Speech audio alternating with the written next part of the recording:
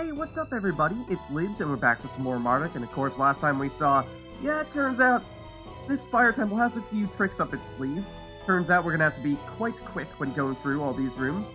However, we do have one more to go through, that being this one here, and we did see that in the previous room there was a bit of a chest area of sorts, a bunch of loot in it, but it was blocked by a door, so we've not yet seen the switch to remove that door. However, we'd be hoping that we might find it here. This looks like an extremely dramatic chest. There's no way this isn't a fight, right? Yeah, it's gotta be. Okay, so 3 fire elementals. Zach, I think we actually established that, yes, Sin Strike is the way to go against these guys, so let's give it a shot here. And it does mean they will get the chance to react. As long as they hit the reaction, it's not too bad. And then Smite Evil should be enough to take this guy out still. Okay. Now they actually take their turns and still target Zach, which is perhaps not quite ideal, but okay. Then Bubble Breath on one of these guys, take it out. One more here for Mardek to get rid of, and a normal attack should be fine. Okay, so common theme here. Zach takes a little bit of damage, but other than that, we're doing okay. And here we have a Dragon Blood Charm. That looks new, so remember this is of course the loot specific to this chest. It just so happens that this time around there were 3 fire elementals guarding it. And also, Zach just mastered his Magic Fire defensive reaction, so very useful in here. Of course, probably not so likely for us to take off his Fire Pendant anytime soon, but no less. Good thing. Let's see what this new item is all about. So the Dragon Blood Charm has 5 magic defense. It's a vial of dragon's blood, hung around one's neck like a pendant. It still possesses some magical power even in this state, and protects the wearer from numbness. Okay, so we've seen a fair bit of numb, in fact. So to be completely immune to that is not that bad, and whoa, look at this. It gives strength boost, which based on the indicator there, would be a Donovan skill, the Magic Fire defensive reaction, and seeing as how that's something we definitely want to be having right about now, then it could be a good thing to throw on someone else, maybe in place of a Fire Pendant, as well as Suppleness is a passive reaction based on that visual there. And then here, it also gives 100% resistance to numbness and 20% resistance to fire. It's not quite as good in the way of fire resistance as, say, a Fire Pendant would be, but what if we were to, say, put this on in place of the Ruby for someone like Zach? That way he gets 50% resistance here, another 20 here, and then has the 50% fire from the pendant that of course he just mastered. That seems like that could be a good option for us. And then Suppleness actually gives numbness immunity, and we've seen a lot of that here. I think we haven't seen much, if any, curses. Let's maybe put on Suppleness. And then Bright Eyes, we could do that, but I think we've seen a fair bit of poison. So maybe we throw that on, and let's see if there's anything else we might want to swap around. On Vern, the experience is nice, but maybe we throw on some status immunities for you as well. And then Legion, not much for you to add. Whereas Mardek, maybe the same thing. Getting rid of a little bit of NP to throw on an antibody here might not be a bad idea. Okay, let's see what else we find in this area. And of course remember that we will ultimately be looking to wind our way back through here, assuming that we have another totem. And this is already looking like it is a fairly long area, or at least not a straight route back. That is making me a little bit nervous. Zach has mastered all of his skills here, so doesn't necessarily need to use, say, Sin Strike or Coup de Grace against anyone. I think what that means that we are fine just using the default attack here. We did take off the Ruby, which means that Zach will not have quite as much strength, and therefore theoretically won't do quite as much damage. Of course, we did just see that Mardek got numb, which makes you wonder, well, what if we had, say, put on the numbness immunity for Mardek?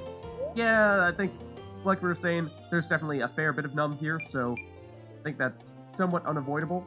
As for Vern, why don't we Disrupt Undead against the Charred Bones? Get rid of this guy. Then Legion, you can Bubble Breath. Get rid of the other. Mardek, you're not going to be able to use a physical attack because you are numbed. However, Zach has taken some damage, but I think we could heal him here. It is a little bit overkill. But then Zach, say, gets rid of the Magnus Art, and suddenly things aren't looking too bad. Now we can remove the numbness after the fight. And Zack actually masters his physical defensive reaction as well, minus 10% damage. Don't remember where that was coming from. I think it is actually coming from his chestplate. It was. Okay.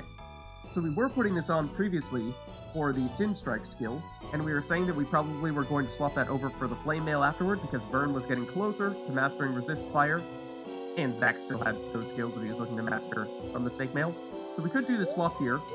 It would of course mean that, say, the Fire Pendant is no longer strictly necessary, but with Zack being able to learn the Magic Fire defensive reaction, and in fact he's already mastered it, but it would be on this as well, the Dragon Blood Charm, does perhaps free up another slot here for Zack.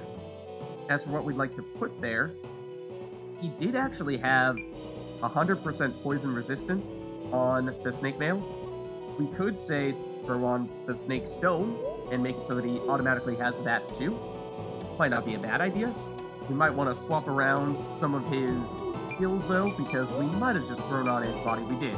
So technically speaking, that's a little bit overkill, what with him already having the poison immunity.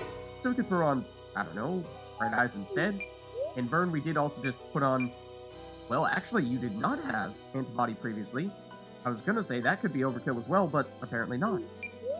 Zack, though, that would mean that we'd want to, say, make sure we can put on Resist Fire for you, because that is, of course, the primary reason for putting on the Flame Mail, other than just generally having a bunch of fire resistance in the Fire Temple.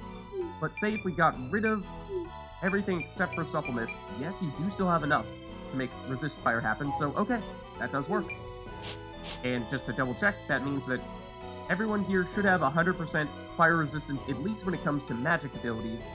When it comes to physical attacks, Zack will actually heal all of a sudden. Oh my goodness. And Vern will take no damage. Not bad. Okay, there's definitely a chest here. Let's pick that up. This is a remedy. When did we remove that numbness from Mardek? No, we've not done that yet, so let's make a point of doing so. However, I think that Zack actually has slightly more in the way of balloon juices, so why don't we use his? Okay. And then in terms of the map, oh, there is another chest down here, and there is the switch. I'm pretty sure it was that red door that we saw previously, blocking the chest room. Horned Helm. This is new. It's either intimidating or incredibly silly, depending on who's wearing it and where. I mean, an axe-wielding man with a huge beard and frothing mouth could use this to further scare his foes, but if, say, a lawyer wore it, it wouldn't work so well. But maybe... I don't know. Depends. So let's see what it's all about here. It has 3 defense, and it gives SOS Berserk, which does not look familiar. That's definitely new to us, and nothing above and beyond that, so we could say throw that on someone just to see what it's all about. I am kind of curious. We throw that on Zack, and we look at what SOS Berserk does. It costs 2 RP, and the Berserk status effect triggers when the character is at 20% HP or less. Okay, so remember, Berserk means that you deal a lot more damage, however, you have no control over who you're targeting or what skills you use. You're just going to use their default attack all the time. That means that is quite risky. You'd want to put it on someone who you don't feel as though you'd be using their skills very often.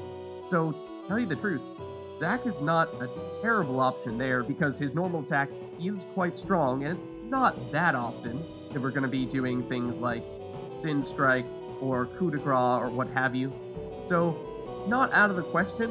I think if you were to, say, put it on Mardek by comparison, that would be a pretty bad idea, because if people are at 20% HP or less, then presumably Mardek's going to want to heal. So we don't have enough RP to make this happen right now, in which case it might actually be better for us to, say, put back on the Skull Helm, because the Skull Helm also has a little bit of vitality and higher defenses and magic defense, so yeah, interesting, and maybe we'll find a way to put it to use at some point, but at least as of right now, I still think the Skull Helm is preferable. Okay, Fire Elemental plus 2 rubies. Have we seen this combination before? I'm actually not entirely sure that we have. I think we've determined that Sin Striking is good. And Zack will get attacked here. We could actually deliberately not hit our reaction so that he gets healed. Don't remember if he was on full HP to begin with there or not, but either way. And Sin Strike. Get rid of this. Then we could say Bubble Breath to get rid of a Ruby. And then the problem is, Mardek, you are next. However, we've established that even with your normal attack, you'll not be able to deal any damage to this guy because it has very high defenses. Now, your Water Slash ability does typically do more damage. Is that enough to be a difference maker here? We're about to find out. Yes, it is. Okay, so notably, Mardek can take them out, but only if he's actually using the Water Slash. The default attack will not do the trick. Good to know. Okay. A couple of routes we could potentially take here. Can't really tell how we're actually supposed to get to that red switch just yet. Doesn't look like it's from the north, because of course we went past that area. So maybe there's a little pathway there, in which case I would say maybe the left is the way to go. But there is, of course, also this southern route here. I think we take this first, hoping that that might be where we get to the switch. And yes, that is the case, but first, we'll have some Charred Bones and Magmazards. So, let's use a default attack on a Magmazard. And yeah, I think we saw previously that Zack was dealing in and around 400 damage with his default attack, so after taking off the Ruby, he's in the mid to high 300s. I think we did see him hit 400 once or twice. So Vern, unfortunately, you got numbed there. Again, it's going to happen a lot. Vern, however, you are less versatile than Mardek, and therefore means you pretty much have to use a Green Lightning or just take a turn to remove the numbness. You do have 5 Balloon Juices, which is a lot, however, of course, means that it takes a turn, and we could see that next go round, the enemies turn around and numb you again, which makes me feel a little bit uneasy about that, so maybe we just stick with the Green Lightning here. Not going to be much in the way of damage. Oh, and I missed the reaction. However, fortunately, Vern does already have 100% fire resistance, so of all the people to miss the reaction on, not the end of the world. Legion, you could do Tsunami here, and that would be our way of bailing ourselves out, taking out everyone in one hit. However, you are already somewhat low on the MP, so I think that we kind of need to take it a little bit easy, use Bubble Breath instead.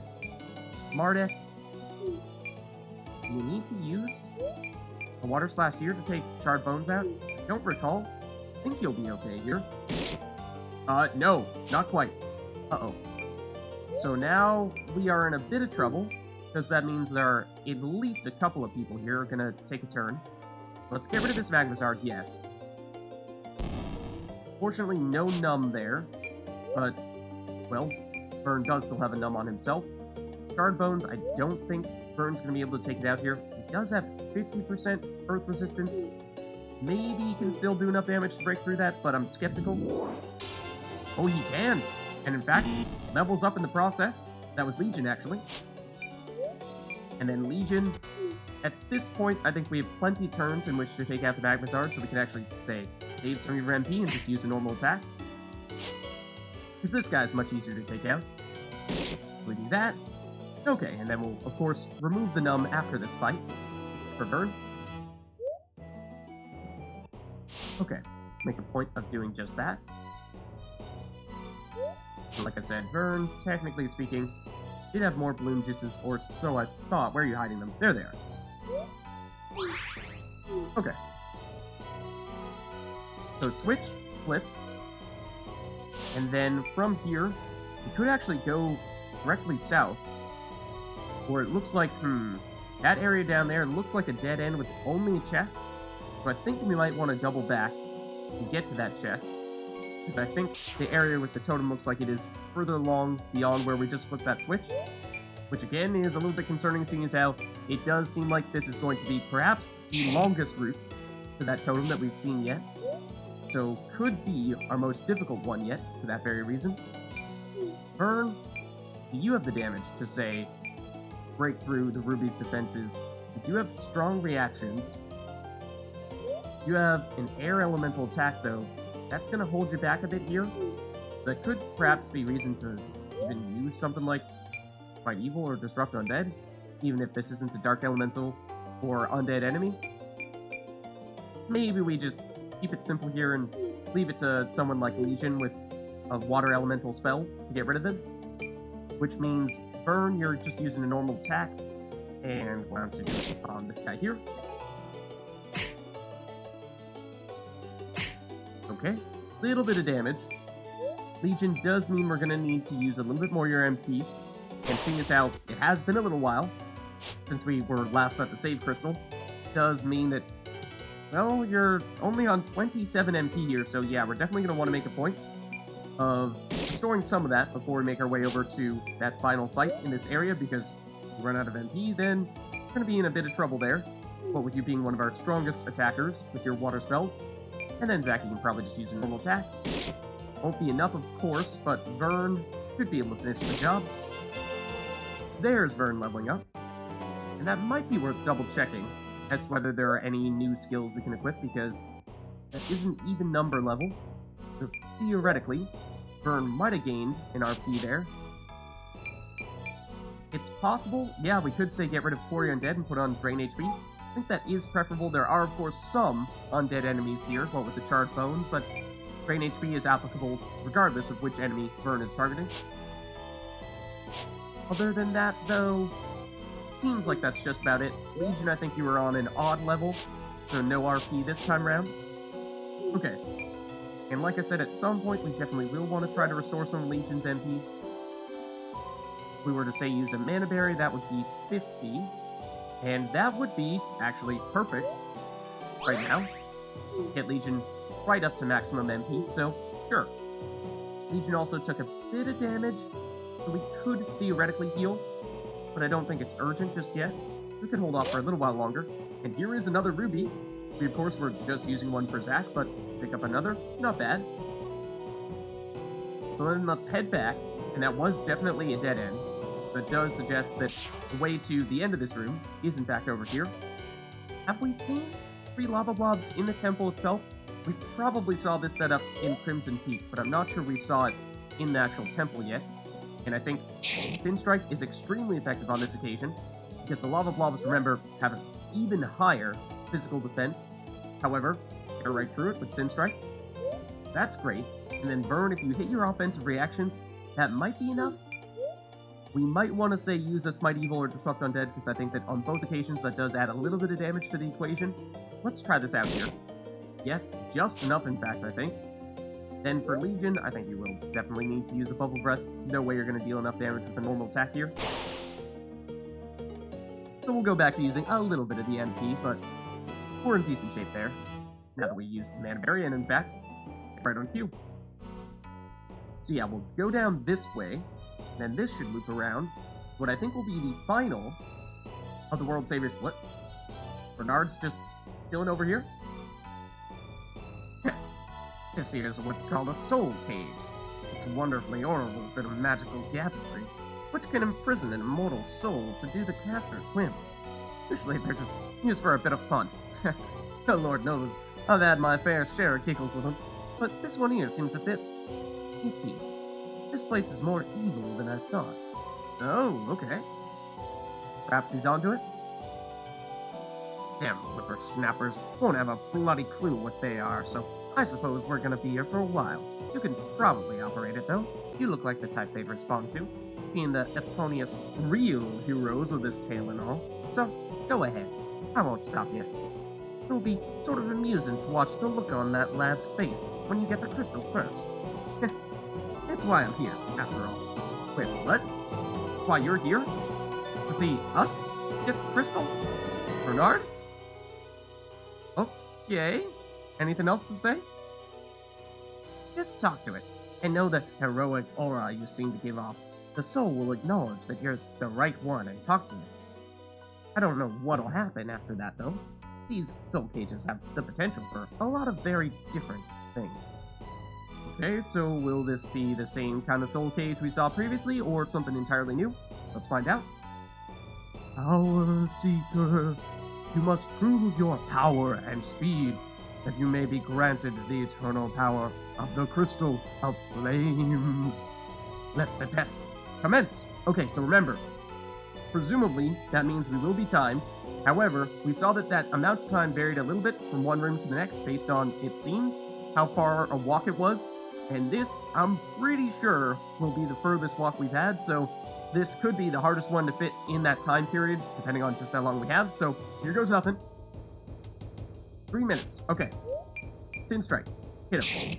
250 damage. It will react, I think. Would have numbed him, probably, but he heals instead. Burn. Use Smite Evil.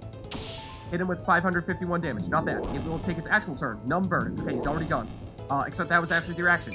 Then he hits Legion. Not a huge problem. Legion use Bubble Breath. That'll be another 500 damage. Then Mardek, you should be up next. Use Water Slash. There should be enough damage, I think, here. We're good. Let's take the loot and get on our way, because, like I said, it's a long route back. Come on. Fire Essence. Okay. Not bad. Bernard. That's the way to do it. Now run. Don't talk to me. Okay. 2.5 minutes. Oh, I almost forgot to skip that battle. Definitely want to make a point of doing that. We saw that it nearly cost us on a previous occasion. So we'll just got to be on alert, ready to do that, because it won't let you flee, notably, if you do find yourself in one of those fights. Also, am I going the right way? No, I'm not. Okay. That's the other thing. This one is a little windier than the other rooms, and therefore, well, it is perhaps a little bit more risky that you might go down the wrong path, and the timer notably is still going even when you're looking at your map. However, it was easy. It was easy. No big deal, right? So let's head on over here and save up.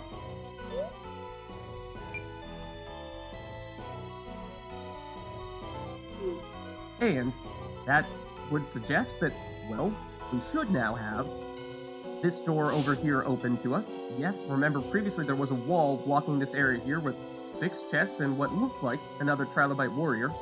And in fact, I don't think we've ever gone through any of these areas before to see what happens with the soul cages after we've already completed them. So I'm kind of curious what happens if, say, we go back up here and just check it out.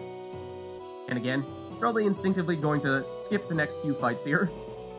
This trial has already been completed. Okay, well, good to know. Not like it's going to be like, how dare you come back, and now you need to get out of here in the next 10 seconds, otherwise it's game over. That would be me. Okay, again, I'm going to instinctively skip those battles, at least for the next minute or so, probably. Here is the area we're looking for, though. So let's get the chest first, I think. A Mirror Elixir, so remember that's a potion that gives us both a physical and magical shield in one turn, so it's useful in that way. Phoenix Pinion, so the more powerful of the Phoenix variety. Raptor Claw, that's new. A sharp claw-like weapon fashioned after the ferocious talons of mighty birds of prey. Okay, let's take a look at that, perhaps.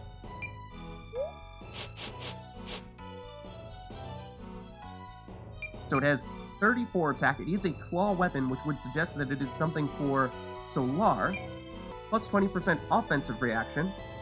Plus 20% crit chance offensive reaction. And also plus 1 strength. So it is a new claw for Solar, and it would seem that I think that might actually be the highest damage claw that we've picked up so far. In addition to, of course, giving access to some new offensive reactions. Nothing in the way of new active skills, however. But that's definitely something we'll want to make a point of putting on Solar.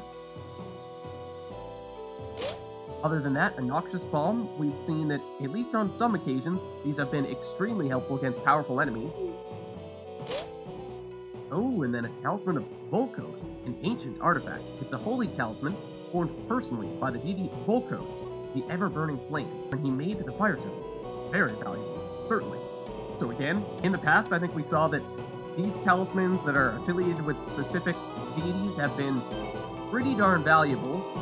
We're going to turn them into the curator at the museum, that is. And we, I think, might have a couple that we've yet to turn in, and therefore might have a fair bit to talk to that curator about next time we see him.